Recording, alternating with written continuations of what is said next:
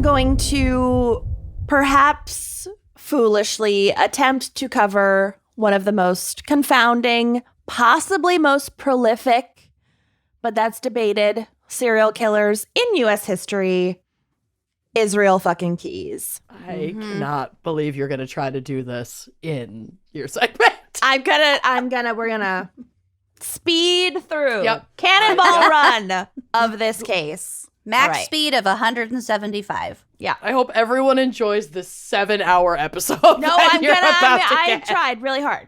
Okay. Okay. I couldn't resist though, because like nobody embodies cross-country criminal For more sure. than this dude. So Absolutely. just to preface, Keyes has multiple known victims and dozens more likely suspected victims where there's like substantial evidence linking him, but it's not confirmed. Right. And then investigators and amateur sleuths have also tried linking him to practically every missing persons case in the U.S. between like 1996 and 2012. Right. Some for valid reasons, like those connections make a little bit of sense or there's some evidence, and then some are like way more tenuous and he probably Shot in the dark. had nothing to do with it. But his MO is so weird and expansive, it can be really hard to like know what to rule in and what to rule out, and we will get to it. So obviously it's not possible in our format to cover everything, and you will be left wanting more information. So the best place for everything Israel Keyes is the podcast True Crime Bullshit by our very good friend Josh Hallmark. And I got a ton of my information from Josh's podcast and website. I'm a huge, huge fan. And he has put in so much work. Years. Unbelievable amount. Literal years. And like helped solve actual missing persons cases. He's like he's gone from podcaster to actual investigative journalist, I think. Yeah. He travels around incredible. the country doing He's this. submitted Freedom of Information Act requests and gotten documents that literally no one else has had access to. Like, he is incredible, and he is actually bringing closure to families, and I just highly fucking recommend. And also, I apologize, Josh, if I fuck any of this information up. I really tried my best, but it's like a lot to keep track of. Okay. Okay. Things start off pretty weird and bleak right from the start with this man's story. So Israel Keyes, no middle name, was born into a Mormon family in Utah in 1978. He was the second of 10 children and the oldest boy, and his older sister was named America. Oh, okay. America's Nation. America and Israel. What were the next names? I don't have all of the names, but Massachusetts. they're not all place names. It's like a white, far right, Vaguely religious. extensively religious tilt to things. So Israel was named Israel because of that religious background. Element. Yeah. And America is obvious. America's Nation. Does anyone know the movie / book Where the Heart Is, where she names her kid America? She has her baby in a Walmart. She names her kid America's Nation. Okay. Yeah. I'm like, you guys are not reacting to my joke well enough to make me believe you know the reference. So I had to explain I haven't seen the movie in a minute. Bell. Yeah, it's been a minute. Natalie Portman has a baby in a Walmart. That's pretty much the extent. Right. Well, he and his siblings were homeschooled until 1983. Yikes. Yeah. But then his parents rather abruptly broke with their Mormon faith and uprooted the family, moving to a remote part of Washington state. They moved to an area called Colville, which is up by the Canadian border. And there they lived in a one-room cabin without electricity or running water. This is some With 10 movie witch. kids? This is movie witch shit. Kids. I would launch myself into the sun. Yeah. There were Bye-bye. There were times where like a lot of the kids had to like sleep in tents on the property because there wasn't enough like actual floor space for people to sleep. I won't even share a bathroom with my future husband, let alone a one-room cabin with my 12 family members. No. Yep. Yeah. Bye-bye. So the family was poor. I'm sure having 10 fucking kids didn't help, but also, like, it was a choice to live this way. Mm-hmm. And they did own property, like they owned land, so it wasn't like they were destitute. Mm-hmm. But Israel's father would spend a lot of time, quote, praying in the woods rather than like working and like providing for all these things. So he wanted to be in this cabin close to like his own personal cathedral, the woods, where he can devote a bunch of time to prayer. It's a religious. These are choices that they made. Mm-hmm. Mm-hmm. They also encouraged the Keys children to hunt for their own food to eat. Okay. If you can't kill it, you can't eat. Mm-hmm. So Israel would become an avid hunter throughout his life in more ways than one. And he also loved to fish, although maybe he just liked having access to like remote bodies of water and like a good excuse to go missing for a few days at a time. Sean Fitzgerald. It's also less violent than hunting. But that's probably not his motivation. Yeah. That'd be my motivation. I'd go straight pescatarian. Yeah, but you're not the world's most prolific serial killer. I don't think that is what appealed to him about fishing. That was... But sure. Well, it's gentle death. It's less work than hunting, too. I think he just knew that people would believe him if he was like, I'm going fishing, and he takes off into the woods for a few days, and then they don't ask where he's been. I'm just covering for his Israel Keys for a second, okay? We know. You don't know. You sweet. He's dead. You don't know his motive. We literally do know. We know.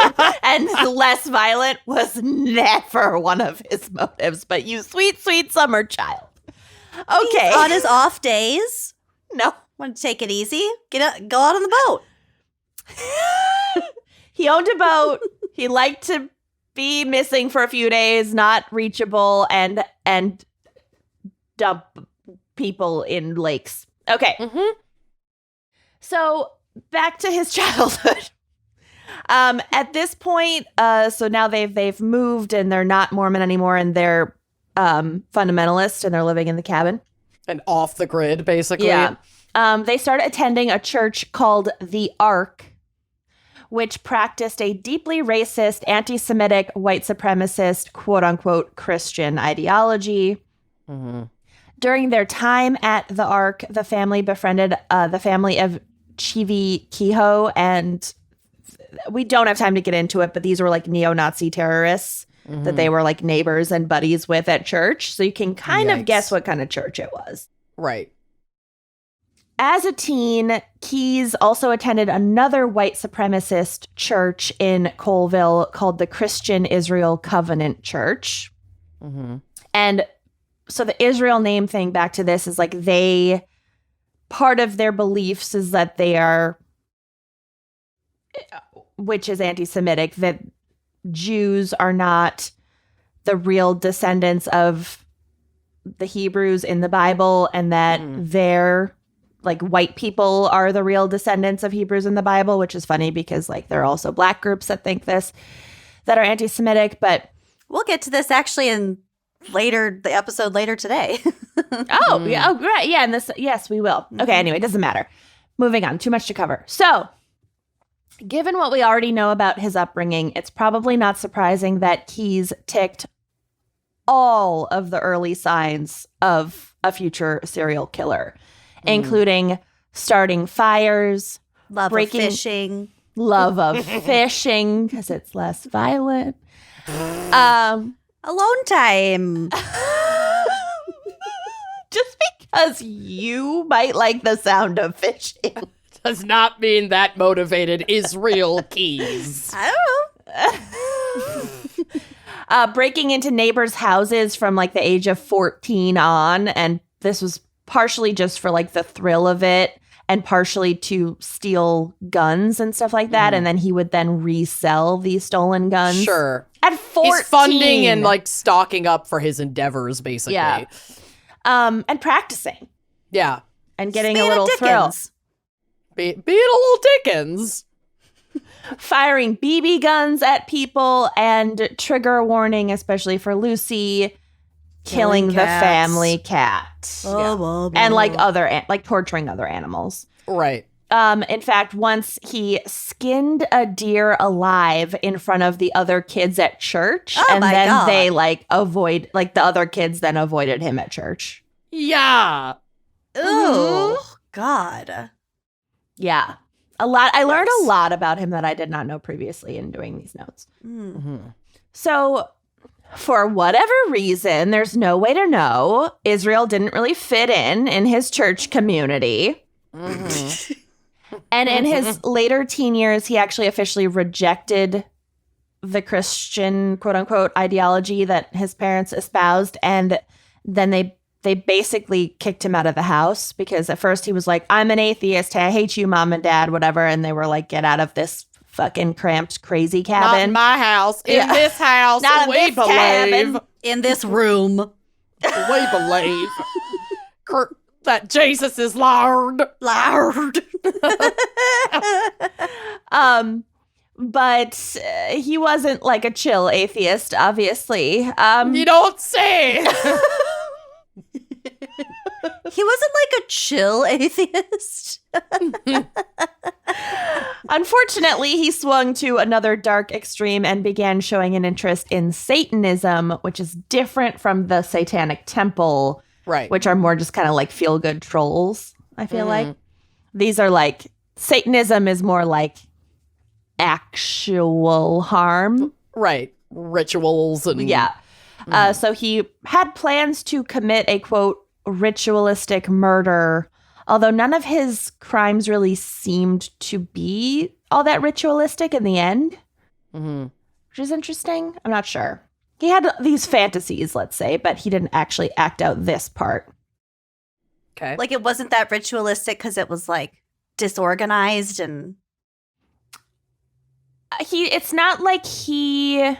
With the exception of one case that we know of for sure, he didn't really like pose victims or, he's not like, we will get to it. Okay. But it's just not what you would think of. You don't stumble upon an Israel Keys crime scene and go, oh, Satanistic ritual. Right. Yeah. There aren't like candles involved and whatever. Maybe more like his own personal jollies and not like something out of a textbook of ritualistic murders. Yeah. Also back to like the whole cabins thing. I read at some point that he built his own log cabin at 16, but I'm not really sure if this was before or after he got kicked out. And the family also moved around a bit, and they were in Oregon for a while and Maine for a while. So there's just a lot of cabins to keep track of. That's too much. Okay. So the Satanism, I feel like, is an aspect of Israel Keys that often gets forgotten or overlooked because you almost don't need it. Like, he's so creepy and terrifying just in and of himself. You don't need any of the extra frosting. Cool. Is the proof that he was a Satanist really just that he told his parents he was a Satanist that maybe could have just been like a way to say fuck you to your parents and not actually be a Satanist? There's a little more proof than that, but it doesn't really come up until like the very, very end. Okay. So we will get to it at the very, very end, but kind of in the middle, it doesn't seem to be a factor. Really be pertinent, yeah. Yeah. Okay. So in 1998, at the age of 20, Keys enlisted in the Army. He mainly trained at Fort Lewis in Tacoma, Washington, and he spent a lot of time in this area of Washington. And during this time, he liked to spend his weekends drinking heavily, as a lot of young men do. Wild turkey was his favorite, so there's another red flag for you. He also enjoyed listening to... What kind of music do you think he liked? U2. If he's anything like me, I'm gonna say Patsy Cline, Neil Diamond. Yeah, close. Insane Clown Posse. ICP. Wait, what? Yeah. That seems so modern. Another weirdo thing about him. That this was in like the 90s, wasn't it? Late 90s. Yeah, I just can't imagine the Juggalos accepting someone like this, but... The Juggalos accept everyone. Mm-hmm. They're a very accepting community. Surprising communities of progressive politics. Mm-hmm. You'd be shocked. Yeah, well, they probably wouldn't accept him anymore. Probably not. But as long as he's just a guy who likes fishing. Yeah, just likes to fish. And just his nice, ICP. gentle, non-violent sport. And his grape Faygo. So Keyes he served 3 years in the military, during which time he was stationed in, again, Fort Lewis in Tacoma, Washington, Fort Hood in Texas, and he was deployed to the Sinai Peninsula in Egypt for a while. We don't know of any murders Keyes may have committed while he was in the Army, but he would later admit to attempting multiple rapes during this period, including once of a sex worker while he was stationed in Egypt. Like, he and some Army buddies had, invited sex workers to a hotel, and then after about 30 minutes alone in the room with her, she, fought him off and ran screaming out of the hotel room, and then he wouldn't tell any of his buddies what had happened. Ugh. Yeah. And then again, he talked to investigators about a rape of a college student he met while traveling in nearby Israel, because the Sinai Peninsula borders Israel. Mm-hmm. He had to go to Israel. His namesake. Had to. These are by no means the only rapes or attempted rapes that we know he committed. He was a serial rapist as well as murderer. Mm-hmm. He also told investigators that either in the summer of 1997 or 1998, he sexually assaulted an unknown teenage girl who was somewhere between the ages of 14 and 18, who was tubing with her friends down the Deschutes River in Oregon, and he somehow got her to get away from her friends and assaulted her and then let her go. And he told police that he was originally planning to murder her as part of a quote unquote satanic ritual, but ended up letting her go. This is early on in his career as an evil piece of shit. Mm-hmm. Police have attempted to identify this victim, but it's likely that the sexual assault was never reported and she has not come forward to be identified, which is entirely her right. Absolutely. Mm-hmm. After being honorably discharged in 2001, Keyes moved back to what he considered his home state of Washington, even though he was born in Utah. He really mostly identifies with Washington State. At this point, Israel had been dating a woman named Tammy for about 6 months. And oh, no, Tammy, no. Tammy. He had multiple serious legitimate relationships where he fully was living with. And listen, you never know who you're sleeping next to. Let me tell you. You never know. The fact that he had a daughter is so grosses me out. Well, yeah, we're about to get to that. Yeah, he had the daughter with Tammy. Mm-hmm. So she lives in Nia Bay, Washington. Nia Bay is another remote community in Washington State. It's on the Canadian border, and it's located on the far tip of the Olympic Peninsula. Mm-hmm. And it's part of the Makah Indian Reservation. Yeah, I bet it's gorgeous. I'm sure it is absolutely. The Olympic Peninsula is stunning. Mm-hmm. I have family out there. It's so beautiful. It can also be very creepy. Oh, yeah. You're pretty isolated up there. Yes. By your natural surroundings. If you're not a woods person, which I am not. It's not for you. It's real scary. Mm-hmm. The quaint B&Bs are few and far between, which I don't love. It's too far from the mall for us. It can be quite isolating. Yeah. I can't go there because I am in perpetual fear that the big one's going to strike while I'm able to get out.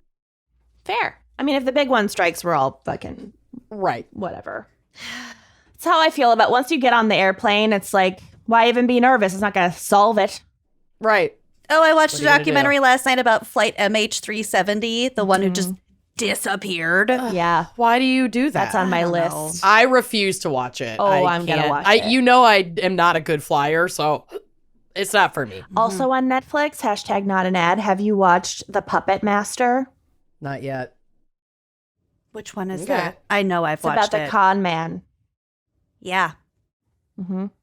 And there's a great dramatization film about it starring James Norton. Anyway, I digress. Starring Jake Gyllenhaal. Okay. Tobey Maguire. Topher Grace. Shaving Grace. Shaving Grace. She needs to be shaved. We haven't had a good shaving Grace in a long time. I'll never get a shaved. Shaving Grace. She needs to be shaved. I want a sweatshirt of just a cartoon version of her Shaving Grace. She needs to be shaved. She should be shaved. If anyone's thinking of getting me a gift. Yep. Get designing. Designers, make it work. Okay. Canvasprints.com, get on it. Make it work. Make it work. Okay, so he's living in Nia Bay with Tammy. Tammy and Keys have a daughter together in October of 2001, and by all accounts, he was a, quote, loving and doting father. And he has, like, coworkers from the time who were like, yeah, he'd, like, come to work and brag about his kid, and he just seemed like a totally normal family guy. Like, some people who knew him said that he seemed like totally normal dude, and then other people who knew him were like, he made my skin crawl. There was something off about him. Yeah. So I think he would like kind of switch in and out. And when he was in killer mode, he was creepy as fuck. Yep. Oh, God. Yeah. That's very And you can kind of see, if you watch any of the like FBI interrogation tapes, you can kind of see that switch happening. And when he's being like normal guy, he just sounds like chill and laughing and make it like normal, and then all of a sudden he just gets like really quiet or and like dark, and there's and like scary. weird pauses, like his whole cadence changes and it's uncanny kind of. It's really Very this off-putting. fucker's so creepy. It's So something that's very important to know about Tammy is that she traveled a lot for work. And Israel took advantage of this in several ways. So one, if she wasn't home, then he wasn't really accountable to anyone else for his whereabouts. And he could kind of roam and commit his crimes. She also was like very chill about him going fishing or like going on a hunting trip or whatever. And he would choose jobs where he would like, he worked a lot in construction. So he would like work a job and then have a bunch of time off, where it wasn't like he had to like clock in somewhere. And then Tammy also had racked up a lot of frequent flyer miles and other travel credits. And Keys would regularly use these to kind of crisscross the country. How dare you use someone else's miles? If I fucking found out Bill was using my Delta miles, I would to lose fucking wander around murdering people so I miss out on my upgrades when I fly, I would lose my I don't care what fucking you're doing mind. with my miles. Don't touch my miles. Don't touch my My miles. whole life is wrapped around my Delta miles. Correct. Whenever I have a question about MQMs or whatever, I have to call you because you understand it. I care very deeply about my free upgrades through Delta. Anyway. And you get 2 free checked bags, and they can be up to 70 pounds. Yeah, it's real for the bags alone, y'all. Okay. Anyway. So she was somehow okay with him using her miles, and Keys would crisscross real the country. lunatic? Yeah, red flag. Planting murder kits and hunting people for fun. Oh, there we go. So, what was that, you ask? Murder kits? Yep. kind of glossed over. Let's get into it. So one of the most chilling aspects of Israel Keyes is his unique combination of like meticulousness when it came to, for example, planning his kills and attempting to be untraceable on these like murder missions. And at the same time, his seemingly like indiscriminate choice of victims. So it's like he was everywhere and nowhere all at once, and like anyone could have been a target. He's basically. a ghost. Yeah. It's a horrifying combination. So author Maureen Callahan's book on Keyes, which is entitled American Predator, calls him, quote, the most meticulous serial killer of the 21st century. I'm going to order that book right now. Yeah. Which is both true and not true. So like, Sure. To be fair though, Right. like a lot of other serial killers before him, Keyes would ultimately be caught due to a really impulsive and stupid mistake. Well, I sure hope you liked that clip. If you did like that clip, make sure you are subscribing to our YouTube channel, leaving us a nice review, and joining us on Patreon for even more video content, audio content, salacious content all around. Come join us. Treat yourself.